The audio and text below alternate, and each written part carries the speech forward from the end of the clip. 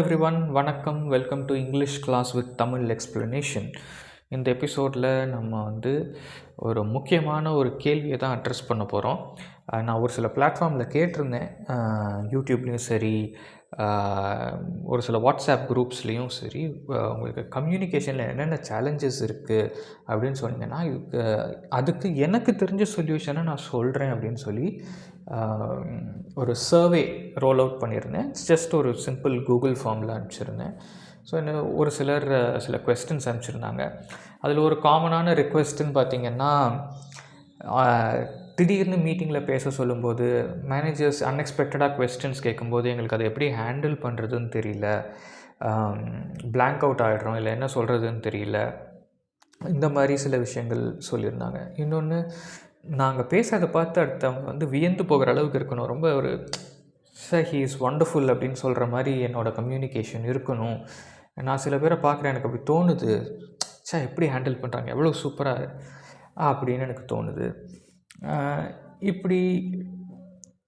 இப்படி நமக்கு தோணும்போது எதனால் அப்படி தோணுதுன்னு கவனிச்சிங்கன்னா, அவங்க ரொம்ப பெருசாக காம்ப்ளிகேட்டட் வேர்ட்ஸ் எல்லாம் யூஸ் பண்ணியிருக்க மாட்டாங்க. உங்களுக்கு புரிகிற வார்த்தைகள் தான் எல்லாமே யூஸ் பண்ணியிருப்பாங்க.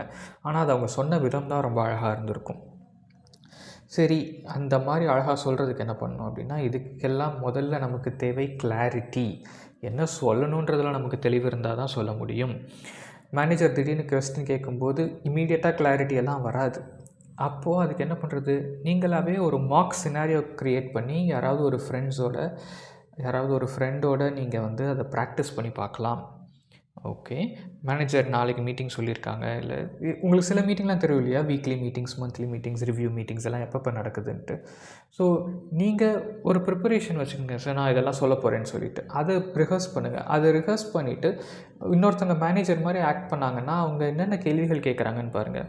ரொம்ப ஃப்ரெண்ட்லியாக அப்படியே பூசி மொழுகிற மாதிரி கேட்க வேண்டாம். ஜஸ்ட் ஒரு டஃப் மேனேஜர் எப்படி கேள்வி கேட்பாங்களோ அந்த மாதிரி கேள்வி கேட்க சொல்லுங்கள். So that you can practice. மேனேஜரும் உங்கள்கிட்ட எதுக்கு அந்த கேள்வியை கேட்குறாங்கன்னா, நீங்கள் சொல்கிற ஐடியாவை கொண்டு போய் கிளைண்ட் கிட்ட சொன்னால் கிளைண்ட் அவர்கிட்ட இந்த கேள்வியெல்லாம் கேட்பாங்க. ஸோ அதனால தான் அவர் உங்களை வச்சு ப்ராக்டிஸ் பண்ணிக்கிட்டு இருக்காரு. நீங்கள் உங்கள் ஃப்ரெண்டை வச்சு ப்ராக்டிஸ் பண்ணிக்கோங்க. ஸோ ப்ராக்டிஸ் பண்ணும்போது உங்களுக்கு கிளாரிட்டி அதிகமாக கிடைக்கும். சரி, ஆனால் இந்த ப்ராக்டிஸ் பண்ணும்போது என்ன சொல்கிறதுன்றதுக்கே எனக்கு ஒரு ஐடியா இல்லையே, அதெல்லாம் போய் பார்த்துக்கலாம், எப்படியும் இன்னும் சரியாக வராதுன்னு சொல்லிவிட்டு இன்னொன்று எங்களுக்கு வேலையும் நிறையா இருக்குது அப்படின்னு சொல்கிறீங்க.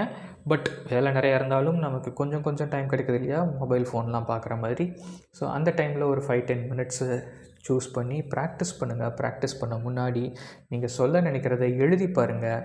நீங்களாக சில கொஸ்டின்ஸ் அண்ட் ஆன்சர்ஸை ஃப்ரேம் பண்ணி பாருங்கள். உங்களுக்கு அதில் எந்த அளவுக்கு சாட்டிஸ்ஃபேக்ஷன் இருக்குதுன்னு பாருங்கள். Writing gives you better clarity. Okay, நம்ம நிறையா பேருக்கு இன்றைக்கி எழுதுகிற பழக்கமே கிடையாது. ஸோ எழுதுனீங்கன்னா உங்களுக்கு நல்ல கிளாரிட்டி கிடைக்கும். கிளாரிட்டி கிடைக்கிறதுக்கு வேறு என்ன பண்ணலாம், கொஞ்ச நேரம் அமைதியாக இருந்து பாருங்கள். ஓகே, காலையில் எழுந்திரிச்சோன்னையோ நைட்டு படுக்க போகிறதுக்கு ஒரு 1 ஹவர் முன்னாடி மொபைல் ஃபோன்லாம் பேக் பண்ணிவிட்டு ரிலாக்ஸ்டாக ஒரு சைலண்ட் என்வைரன்மெண்ட்டை க்ரியேட் பண்ணிக்கோங்க.